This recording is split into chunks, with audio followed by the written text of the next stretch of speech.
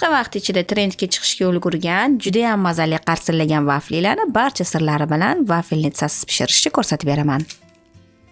Idishga xona haroratidagi 3 dona tuxum, chimdim tuz, 120 gram shakar hamda shirinligimizga mayilli va nozik vanil ta'mini beruvchi sifatli Angel vanilin shakarlaridan 1 choy qoshiq qo'shib, mikserda oppoq quyi ko'pik bo'lgunicha taxminan 10 daqiqa ko'pirtiramiz. Ko'pirgan tuxumga 60 gram erigan saryog', iliq sut va eledan 150 gram oliy navli sifatli to'ron unini o'tkazib, venchikda qumoqlarini qoldirmasdan aralashtiramiz.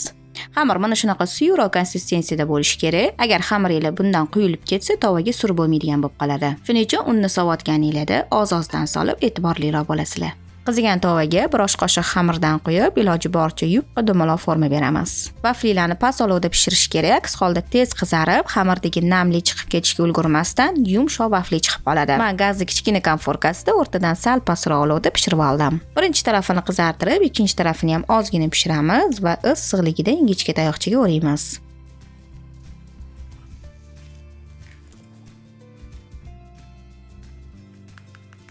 Vaflilarni birma-bir pishirib olib, ichiga shokoladli krem quyib chiqdim.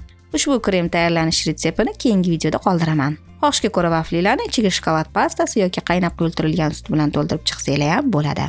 Vaflilar juda ham mazali, ichiga hech qanaqa krem solmasdan ham o'zini maza qilib, choy ko'filar bilan yesanglar ham zo'r ketadi.